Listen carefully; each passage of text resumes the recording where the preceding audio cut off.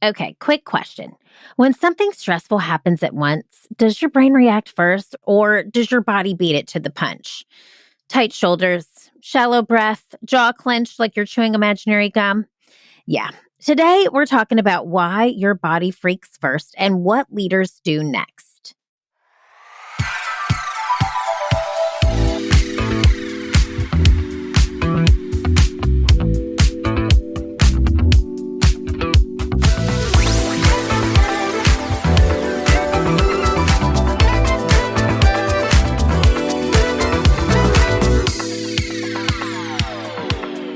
Hey friends, welcome back to Workday Playdate with Improve It. I'm Erin, and this is the podcast where we talk about leadership like real humans who have nervous systems and deadlines.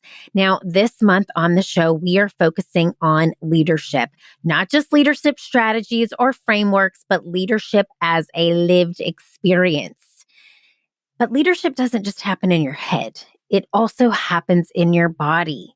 Today's episode is called Why Your Body Freaks First and What Leaders Do Next. And this episode is super special to me. I talk to a lot of authors on this show.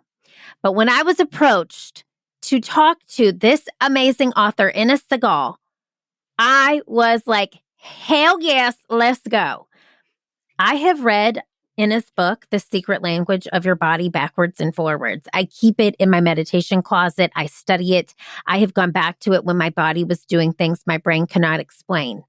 This conversation today is about what happens in your body before you even realize you're stressed, overwhelmed, or scared, and how that impacts how you lead. Now, before we jump in, I want a quick pause because if this conversation is resonating, I want to tell you about Improve It's Leadership Workshop.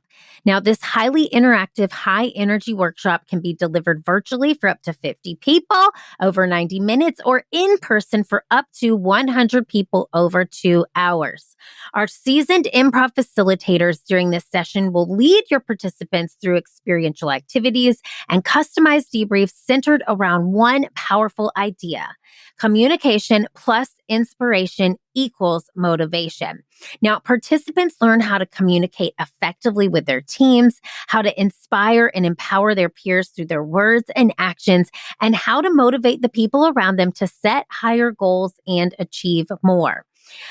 If you want more information, join us on our website at learntoimproveit.com. That's learntoimproveit.com.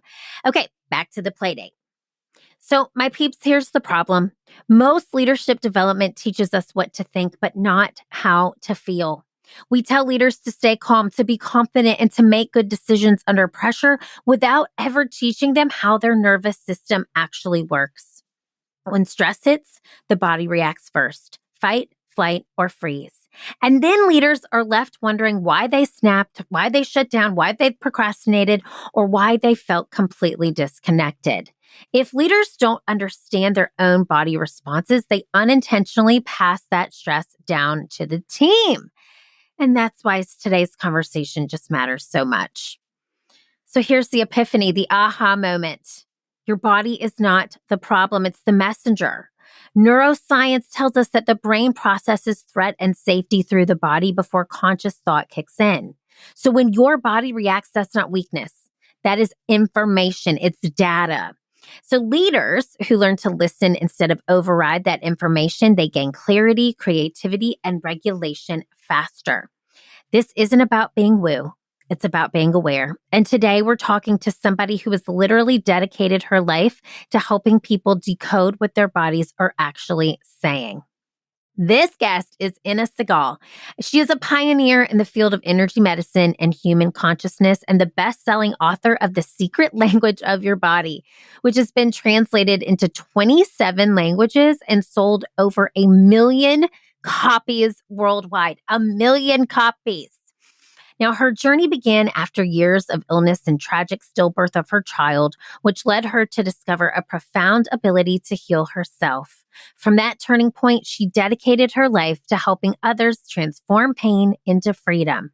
So for over 25 years, Inna has worked with people around the world, from doctors and psychologists to trauma survivors and creatives, teaching them how to uncover the true roots of suffering through the wisdom of the body and soul.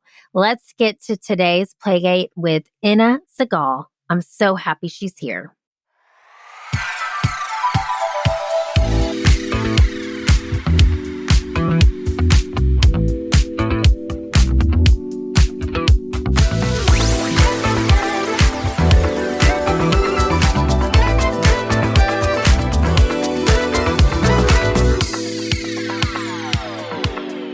Okay, peeps, this is probably, I'm not going to blow it up, and I'm not going to blow it up. It's probably one of the coolest experiences that I have got to have yet on this show, because we are talking to an author whose book I have had, it's upside down, a book who I've had in my meditation closet, a book who I reference almost weekly, sometimes daily, depending on the season. I'm so excited to have you on the show. And a welcome to Workday Playdate. Thank you so much for having me, Erin. Oh, okay. And so I love to do this before we get into our conversation. What is a one-word intention that you want to either give or receive during our time together today? For me, it's connection. Connection. And we're given that connection. You are waking up early. It's 7:30 a.m. your time. Where in Australia are you? I'm in Brisbane, the warm part of Australia, the nice part. Australia is on my bucket list. So now I have somebody to visit. Yes, please. I would love it. And so we always like to start the play date by just imagining that we are somewhere really fun having this play date. So it could be Brisbane, or where would you like to have this play date today? All right. Well, if I had to choose, it would probably always be Paris. Yes. Why Paris for you? I'm curious. Why Paris? I think for me, Paris was probably the place where I really awakened to love. I mean, it sounds a little cliched, but No. for me, I taught in Paris for 7 years, and it was kind of like I could see it as just this city of awakening your heart. You either love it and really connect with it, or you hate it. And Yeah. I had both experiences, but eventually I just felt like it just kind of broke my heart open, and it changed my perspective on love, on life, on connection with other people. I still have a best friend who lives there, who we've been friends now for 20 years. And it's just beautiful. I love Paris. I agree with you. I have the connection too. I fell in love with it. It was such a magical space and place. Let me ask you this. I am so curious, just to set the tone for the conversation. You have all these accolades. You wrote an incredible book. You're an incredible human.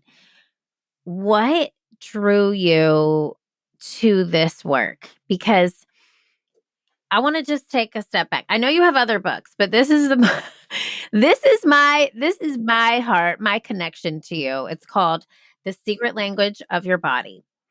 And can I just share how I use it on an everyday Yes, basis? please. Yeah. Okay. Yeah. So whenever I have a physical ailment, and I'm a little bit of a hypochondriac, some would say, but whenever I have a physical ailment, I know that the body, disease is dis-ease in the body. I will come to Inna's book. I will literally look up, like, for example, if I have a cough, okay, I don't have a cough. I'm not manifesting a cough. I'm putting that out there, universe. But if, let's say I have a cough, I would come to the back portion of her book, see what page. I always go to your index and find, okay, cough. And then I would go to where it talks about what cough is. It's resistant to making a necessary change in your life, feeling overwhelmed by worries, anxiety, and stresses, easily irritated by people, especially those close to you. You're self-critical, easily influenced by others. There's also things in the book that give specific possible contributing factors, and then the remedy. And you use light and colors to help with that, as well as emotions. You can look at your emotions as well. So I find that whatever physical symptom I'm having, I go to Inna's book. I look as to what are the reasons why I'm having this? What are the emotions causing it? And then she gives me steps on how to clear those emotions so I can clear the physical. That's my interpretation. I have this book like at the ready always. What brought you to writing this? Why did you write this for me? Because you wrote for me. Well, I had an experience of self-healing because I was, for years and years, I was running from one health practitioner to another. And, I do want to say, I believe that everyone, who knows what they're doing can help you on your journey. There are a lot of people who don't know what they're doing. Yeah. And whether it's medicine or alternative practitioners, we can work together. I have so many doctors that come to me and nurses that I work with. But what wasn't really shifting for me personally was the fact that I was coming with this attitude, and it's an attitude that we're taught from early on. And the attitude is, I know nothing about my body. I'm not connected with it.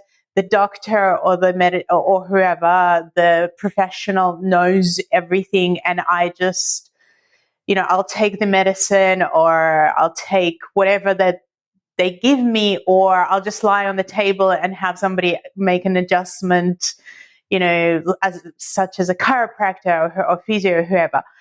And so that just wasn't really working for me because I was at times going to 5 people 5 times a week. And the issue was that nothing was holding inside of my body because I wasn't aware that I needed to make that choice to understand myself so that I could hold it.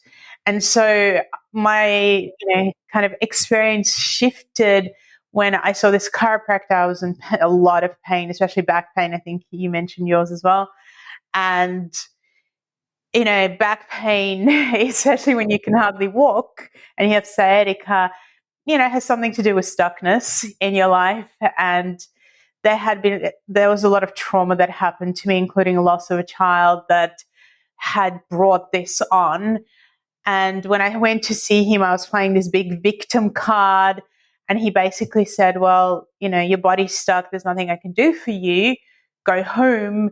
And this is where my shift in consciousness occurred, because I realized, being an author and studying writing, I wasn't an author then, but I had done a lot of journalism already from a very young age. And so I was thinking of it from that perspective of connecting all the pieces together and language, and that my body had a kind of language that was speaking to me, and everybody has that essentially. And I didn't know how to listen. Nobody taught me. And so I went home and I was like, okay, this is it. I'm going to learn how to listen. And it was very simple. It was basically me starting with placing my hands on my back and breathing with the pain, which was very scary in a way. But at the same time, I realized that I was never going to get insight if I was holding my breath, right? Because I was just going to stay in my head. Yeah. And as I was doing that kind of thing, it occurred to me that, I didn't know really if there was something divine that could help with healing. And I didn't know where I stood on in that belief system, but I thought, why not ask? It doesn't cost anything. So I just said, if there is something higher than me, something divine in this universe, help me now. And this is when the light and what you're talking about, the color, came to me. And as I had my eyes closed, I just felt this golden warmth move through my body. And I remember thinking, I'm very skeptical by nature, and my brain is much more scientific than actually kind of spiritual in that sense. And so I remember thinking, oh, something's happening. And I felt this slight unwinding that occurred. And then for whatever reason, it occurred to me to ask if I could kind of tune in, see into my body. Again, I had zero expectations when that thought occurred, mainly because, again, I didn't even know where I stood on believing this type of thing. And then as I asked, it was kind of like this x-ray vision happened, and I could see my back, I could see my spine. And I asked a question, and a question wasn't coming from the victim, but it was coming from the place of, I want to know what's really going on inside of me. And again, with no expectations, I started to get memories that were connected to wisdom and kind of very visual, right? So as a vision, but really about what had happened in my life. And there's different, I talk about that in the secret language of your body as well. And those different kind of memories were all about why my body wasn't healing, why it was Yeah. sick. And I allowed myself to feel, because we Yeah. live in a society where feeling is not encouraged unless it's positive feelings, right? And Yes, I right. needed to actually feel through things that were not positive. And you talk about that in the book with the physical pain, what emotions you should deal with, and then you give guidance on how to do that. I mean, this book is like it's just like a dictionary, man, for me. I just keep it. It's like, okay, what's the definition of this pain? Go to it. Hey peeps, I hope you're enjoying the conversation here today. We will be right back after a quick break from our sponsors. Thank you for supporting those who support the show. You are listening to Workday Playdate on the Passion Struck Network. Now back to the show. I have sat with this book so many times in so many different variations. I'll give you an example. Last week, so we are recording this early. It's going to release a little bit later, but I'm going to just share with the peeps when we are recording this, because over here in the US, we got a lot going on. Okay, there is some world news happening, and it is heavy. And we are, as leaders, experiencing just grief and tragedy and just heartbreak in real time and time again, as human beings, not just leaders, but as human beings. And so being a leader and leading our teams, right? Like we have to hold space for that, because the world is seeping into our work right now. It's really hard to lead in what we're seeing in the news. There's just so much crap over here, and it's so hard. It's really hard. And so my back, my shoulders were hurting back where I was having physical pain. I did go through like a whole self-healing journey years ago with a lot of physical back pain, but the feeling was coming back in my lats, my like under my armpits, lats, and my and kind of lower shoulders. And I was so tense. And I just kept going and pushing and pushing. And then finally I was like, okay, let me sit with this. I got out your book. I looked at the emotions that are dealing with back pain and with shoulders. And now that I have some guidance from your book, I'm able to kind of go inward and understand, okay, I'm carrying the weight of the world. I'm carrying the weight of my team. I'm carrying grief. I'm carrying things that I can't control, and I need to release because I can't fix them. It's not, I'm one human being, right? I can control my attitude, my efforts, but I have to physically release this weight that I'm holding, because I can't do anything. I can't be light if I'm weighed down, and heavy. The opposite of heavy is light, right? So I did one of your rituals to release. And I'm telling you what, I woke up the next morning a new person, with little to no pain. It works.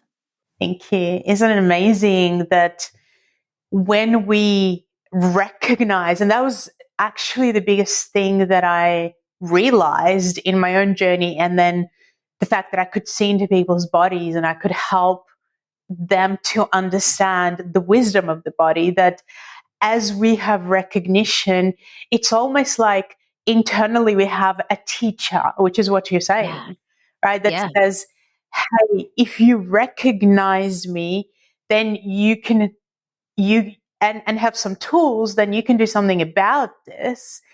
And you show up as a new person, which means that rather than carrying this grief and this trauma, which we all experience, right? And yet, like, the world events are constantly kind of putting that on us, but also our own experiences. Many of us have children. Once you have children, it's a constant, even as they get a lot older. And you need to have a way not to carry things, but to actually be able to show up as the best version of yourself and to lead, because everybody leads, right? Even if you don't have a business, as if you're a parent in particular, you're constantly leading by example.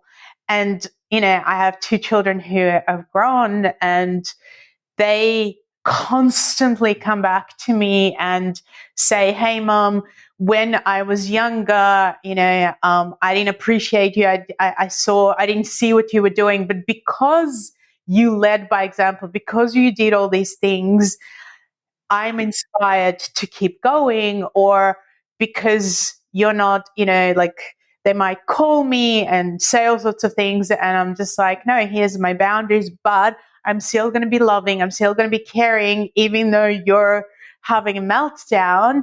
And they would go, I have a boy and a girl at different times. "Oh my God, wow, how do you hold this space?" And because you do, I'm learning how to. And so we're constantly leading, but to lead, you've got to be able to transform what is difficult and painful and heavy. Oh my gosh. And I want to go like 800 places with this. I'm trying to rein it in because I'm like selfishly have so many questions. I'm like, what do the peeps need? I'm just going to go with my heart. That's what I'm going to go with, because we do all have this wisdom, right? So let me speak to the peep listening. Remember, my peeps are called the peeps. My peeps are the peeps. Our community is called the peeps. So to the peep listening, who's a parent, who is, in this messy middle version of life, parenting up, parenting down, also leading up, leading down, managing up, managing down, who's sandwiched in between all of it, who's giving at every turn, who doesn't take the time to sit and look inside in that inner wisdom, but their body is failing them. Maybe they've gone and gotten some MRIs. Maybe they've gotten all these different test results and nothing is showing up. What would you tell that person today? What would you say to them to get them to be still and really listen? Because the body does keep score. We know that, but the body freaks first. What would you tell them? I think that step 1 is realizing that you can change things inside your body, as we're both saying. I mean, I suffered with back pain for years and years. And then once I tuned into my body and learned about it, I was able to turn it around. I had psoriasis, and everybody said to me, "Yeah, but this is genetic. Everybody in your family has it." And I turned it around. I had anxiety. I had really bad digestive issues, and I've turned it all around. So step 1 is realizing that you can, and then slowing down. And it's not necessarily just slowing down in your life and having a huge amount of time. I've never had that.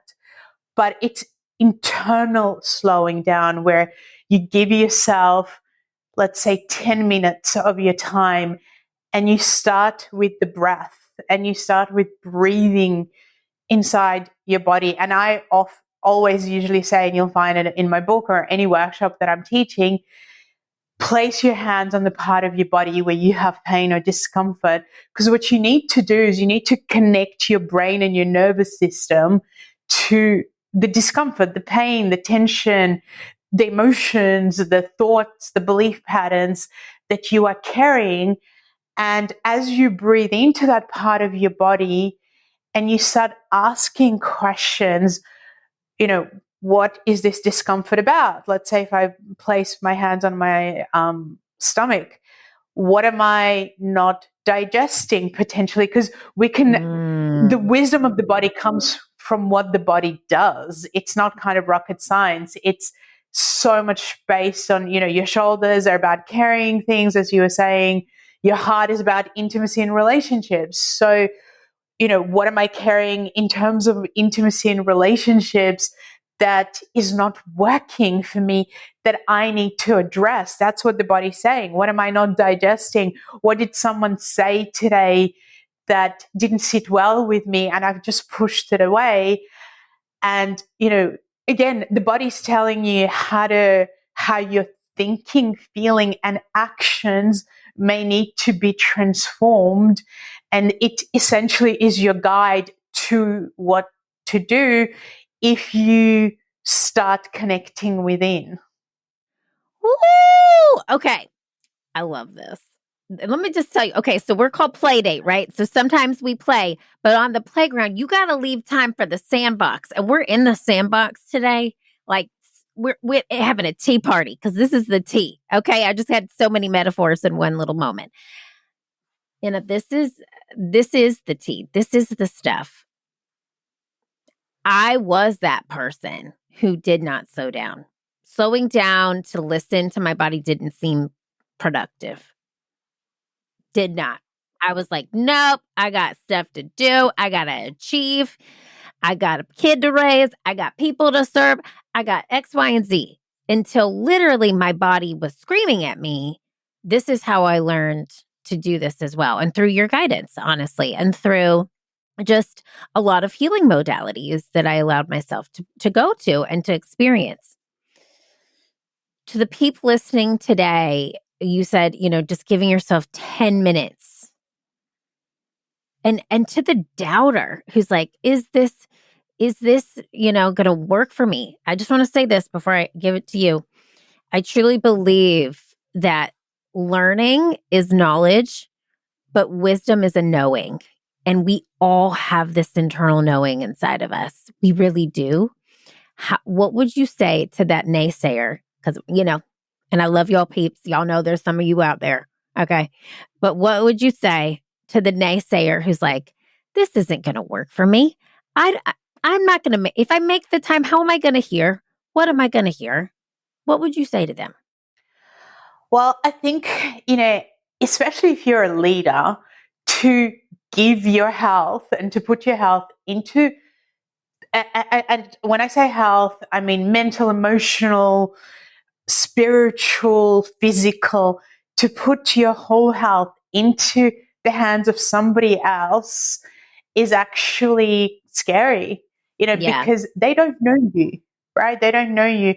And what healing is actually about is knowing yourself and knowing how the way you see life can either make you feel amazing and energized and full of vitality, or it can make you feel exhausted and depressed. And it is so on you in that sense, and we've all had those days where, everything goes wrong and we just focus on the negative. And then we've had days where we're like, you know what? No, I'm going to do what I've set out to do. And no matter what happens, I'm going to lead and I'm going to turn things around. And so if you can do that in life, what would make you think that you can't do that in your body? Because to me, Erin, your body is the map of your life. So yeah, I can actually tune into somebody, right? And based on becoming aware of what's going on with them, tell you your whole life story because it's stored there. That's what it is. And essentially, when we're healing or changing, we are looking at what is my life story and what is the perspective that I took on where I got stuck. And that perspective becomes pain. Yeah. Okay. My mind is blown. Okay. Okay. If you're open to it, how do you tune into someone? When you work with somebody one-on-one, what do you do? Like, what does that look like? Well, for me, I just, I usually ask the person not to tell me too much. And then I start to scan the person from the perspective of I ask the intelligence of the body to show me where is the starting point. Because to me, the body is a map, right? So I want to understand where something started, even if the person is not feeling pain in that area, and how it got to be where it is. Because in my experience, especially if it's chronic, if it's been there for a while, it is very rarely the area that you're working on. When it's just, like when you just have those aches and pains, it is, like let's say for a few days or a week, that's where you need to focus on. But if it's been there for a while, you need to create an understanding of what was going on when this started for you in your life. It's always that reflection. And so I literally see that I'll ask the body that question. I'll see the area underlined or kind of circled. And I'll start talking to the person. I'll say, okay, do you have pain in, the middle of your back, let's say?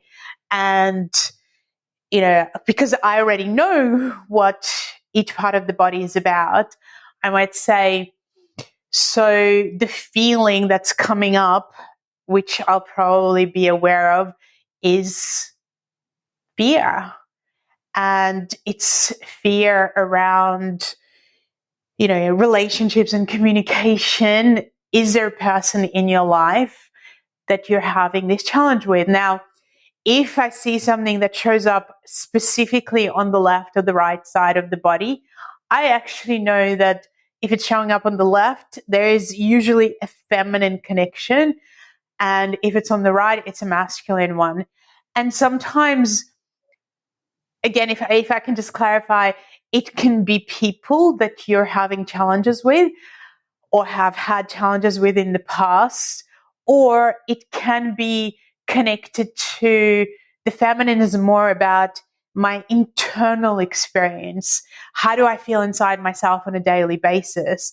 Do I work on myself from that perspective of, that I know myself? I feel colors. I feel like a richness inside of my inner being, or I feel numb and heavy and dark. And actually, I'd love to do a little play with colors.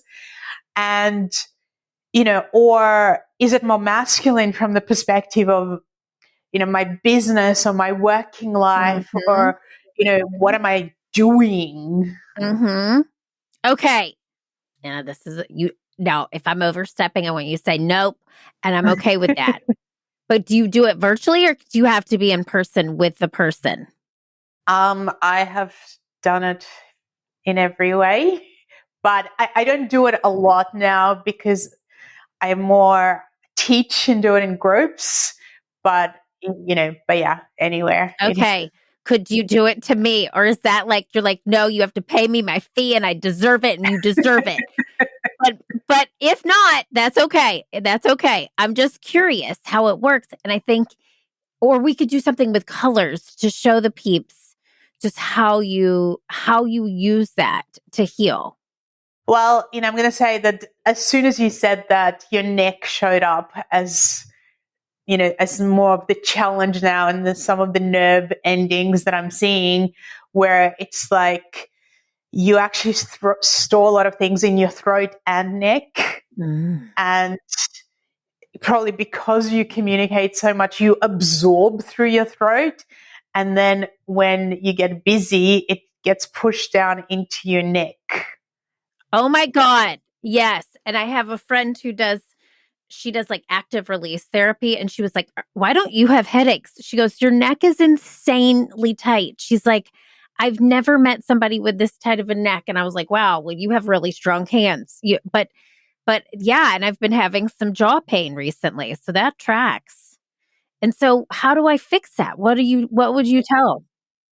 I think that you need to become more conscious around, so you hold it in your jaw, but it actually comes in through your throat. So because you're a leader and you're communicating with people, you essentially, this is an area of strength and weakness for you at the same time. So what happens is, as you're speaking to somebody or you're hearing them and you're listening to them, you have this tendency to absorb their energy and then, like I said, store it and push it down instead of, because you want to respond instead of reacting. But sometimes your body's screaming and you want to scream, but you can't. So you're pushing it as a blob kind of around the thyroid throat area.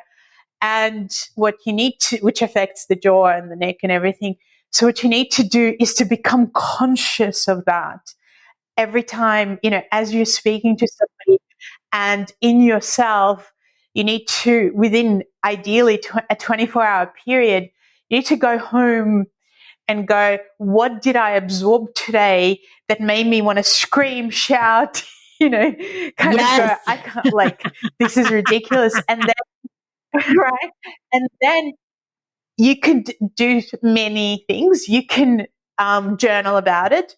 You can give yourself, one of the things that I love is movement. And so I'll put on a song that is connected to it, place my hands on, that part of the body, acknowledge what it's about, and then like literally start to, and I'll ask, what is the color of this? What is the shape of this? What is the emotion connected to this? And what was this about? And can I start to energetically with my actual hands physically take this out of my body? As you know, I have visualizations with a purple fire, which is that letting go. I'm letting it go and then just moving and shaking it out. And in my own self, coming back and going, well, what is my clarity about how do I share this with somebody still in a kind way, but clear way? How do I get more clarity for myself? But also, how do I release the frustration? Wow. Everyone get her book immediately or hire her.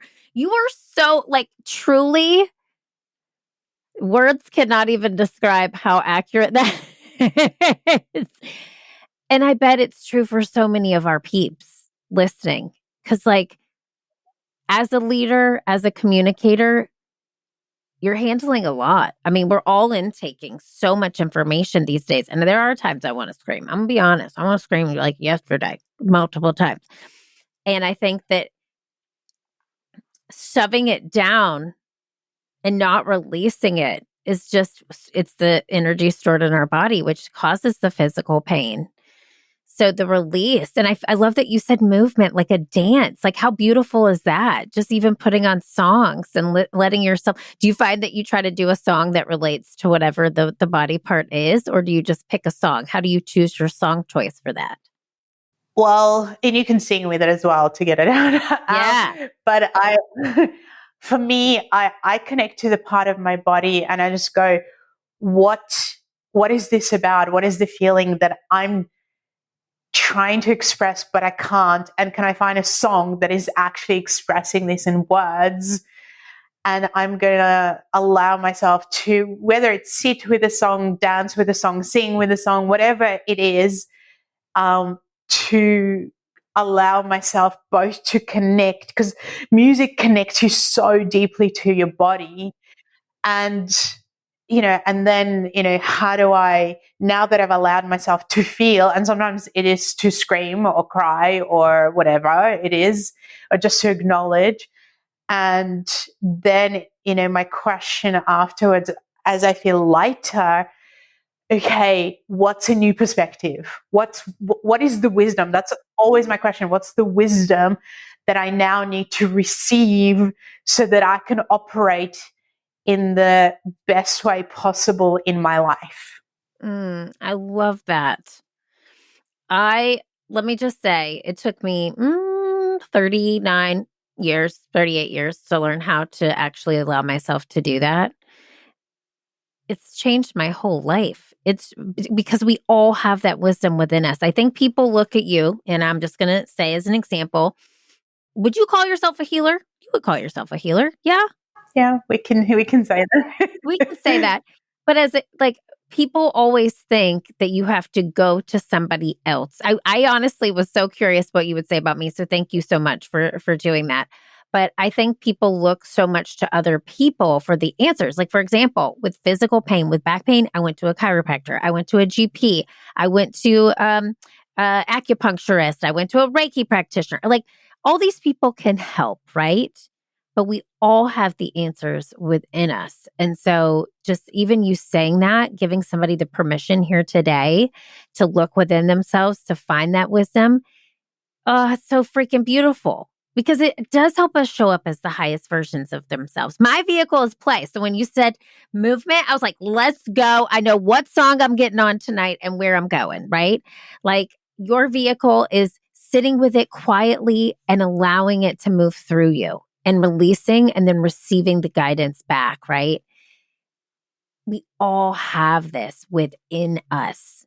Inna is the catalyst to your change, is what I want to tell the peeps here today, because you've changed my life. I mean, truly, I get the privilege of having this show to get to talk to you, which is so freaking cool. Like, you don't even know that across the world, this girl in Charleston, South Carolina has this book, dog-eared, stickered, underlined, highlighted, and has come back to it again and again. And you help me find that wisdom within myself. And now I have access to it. And having access to it, sorry for my TED Talk, but let me just keep going. Having access to it helps me show up here on this show. It helps me show up for our team, for my family, for my community as the best version. And I wouldn't have that without the permission slip of people like you. So thank you very much. Thank you. And if I can just add slightly to it, I mean, especially for people who have children and families, and sometimes you don't know how to connect with your child, and that can be so painful and frustrating. And, actually trying to find a creative way to explore with your child is so powerful. Now, for me, for instance, when my daughter was 11, she said to me, "Mom, I'm not like you. I don't share things. I'm private. I don't talk about my feelings. Don't ask me about my feelings." And I said to her, "Okay, like I will honor that." And I walked away and I thought, what does she like doing? What is her creative outlet? What is her play, so to speak? And for her, it was dancing, and it was painting and, expressing herself in that way and acting. And I said to her, "All right, cool. The way we're going to do this is you will pick a song that expresses how you feel, one song. I'll be here and I'll witness you dancing. Several songs, don't have to show me that, but one song. And through that, I will understand what you're going through." And we did that for years, where I would show up and I would witness, and then I would have to dance too, because she would then witness me. And she said to me, she's 22 now, and she said to me not that long ago, she goes, "Mom, we grew up together," because I was really young when I had her. And it's that thing of, whether you're at work, whether you're at home, how do you also bring that connection, right? That communication, that play to people who don't have the same communication style as you do. But if you connected to theirs, it would be very different. Like my son, you had to tell him stories of people who have overcome the most difficult things and show him, movies and videos, and then talk about that while you went for a walk with him. That's the way he understood things. So it wasn't dance or anything like that. But, actually having that, I think tuning into somebody is listening to them the same way that we listen to ourselves and going, how do I connect? And if I can just say one last thing around this, around color. Yes. For people who are very creative, and I've studied acting for many, many years, when we're kind of exploring ourselves, for instance, we can start to ask questions. Okay, today when I wake up, what is the color that I'm expressing? Is it passionate red? Is it calm blue? Is it, a live green? Is it creative orange? Like what is the color? And even if you see a little bit of my picture up there, it's like the colors represent seasons as well. And as you know, as we start to ask that question, we can actually start to explore, well, how good am I at, let's say, expressing being more calm and peaceful and responsive instead of reactive? And what is the color of that? And maybe I'll wear that color to remind me of Yes. that. And I'll actually feel that and visualize it through my nervous system, because I have a meeting with someone and I cannot react.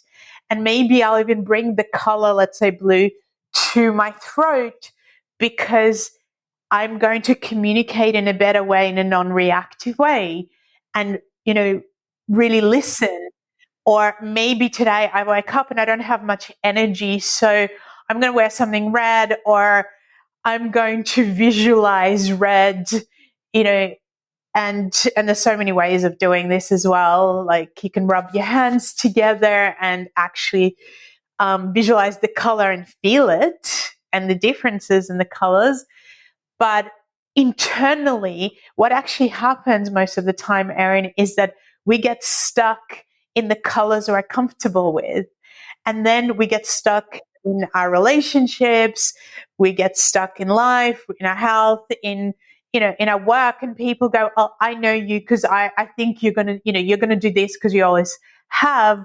But when you start to change these colors and ask questions, you start to have choice and options of showing up in a way that is exciting to you. And I remember I was on a flight actually to Perth, and I remember thinking in Australia, and I was thinking, I wish I wish that I was on a flight to Paris.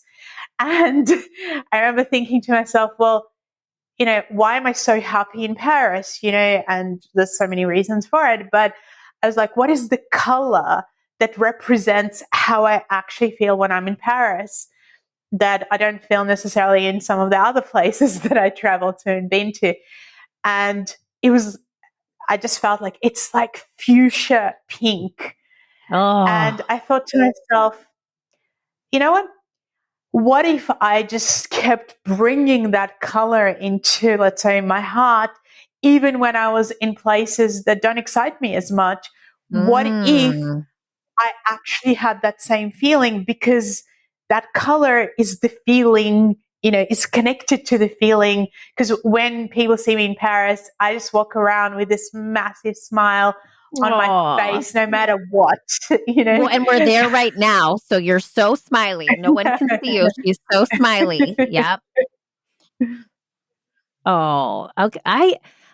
This is so magical. I mean, truly, I feel honored to get to chat with you. I'm just sitting here and like, as you're talking, I'm like, this is so freaking cool that I didn't, you know, you created this book of wisdom from your heart and you've left it here as an imprint for the world to find. And if you want to find out more about how to use colors and in her work, please get this book. I can't recommend it enough. I also am curious, you have a couple other books. What are you working on next? What's next for you? I'm working on a book around understanding different stages of healing.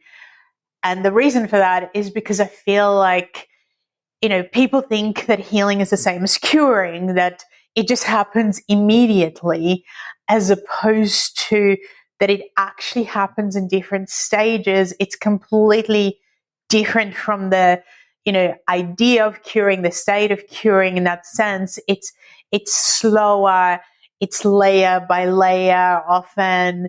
I mean, if you just get pain today and you connect to your body and you're able to transform it, then it can be very fast.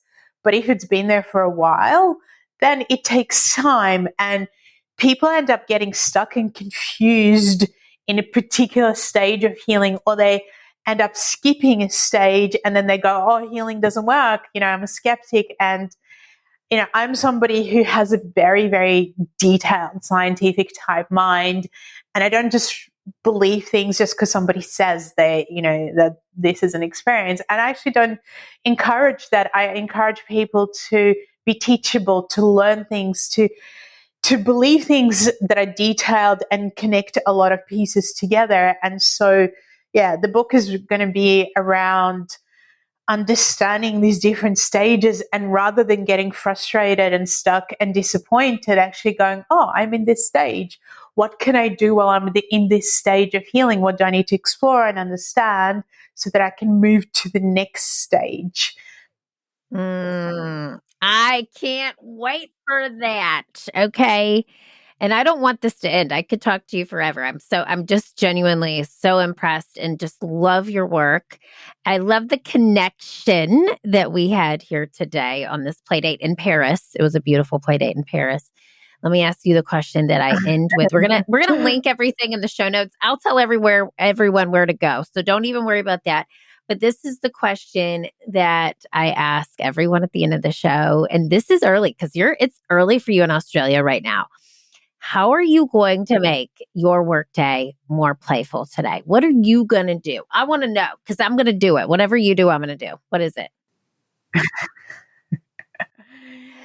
So for me, it's about being connected to my heart. So I actually, as a practice, and again, I have so many workshops, and also people, can connect to me and essentially access some of the workshops immediately where I teach people how to connect to yourself. Like The Secret Language of Your Body has a workshop connected to it. But really connecting to my heart and asking the question of, what is it that I want to achieve today? What is it, how do I want to show up today in terms of my heart openness? Is there anything in my heart that is blocked or, stuck that I can release? And, how do I know I have several meetings today with different people. How do I see this flowing? And usually I just take that time to go, okay, who are these people? How do I connect with them? What would be fun? And I often have this thought that I say to myself regularly throughout the day. And my thought is, how does this day get even better than this? Oh, I love that. Love it. And well, my day's not going to get better than this. This is it. This is the capstone. Okay, you crushed it for me. I'm so grateful for you. I'm so grateful for your work in this world. I really am. I want you to know that. I hope you receive that because you've changed a life in Charleston, South Carolina, in the United States. There's a lot out there we can't control. I just want to end with this. But what we can control is the inner work. And that's what Inna is teaching us. The inner work with Inna. And I just am so honored that you came on this show. And it's not every day that I get to talk to an author whose book has changed my life. So thank you so much. I mean that. Thank you. All right. This has been the Playdate with Inna. Thanks for watching. We'll see you next time. Okay, peeps, as we wrap, here's what I want to leave you with. Leadership is not just about what you say or decide. It's about how regulated, present, and aware you are in your body. When leaders learn to listen to their bodies, they're going to lead with more clarity, compassion, and courage. I want to thank Inna for her work and for reminding us that our bodies are not obstacles to leadership. They are guides. And now it's time for the Playdate practice. This week, when you notice stress or urgency showing up, I want you to pause for just 60 seconds. Place one hand on your chest and then take 3 slow breaths. And ask yourself one question. What is my body trying to tell me right now? You don't need to fix it. You just need to listen. That awareness alone can change how you lead. Until next time, my peeps, I want you to keep playing, keep listening, and keep leading from the inside out. I'll see you next time on our Playdate. Bye.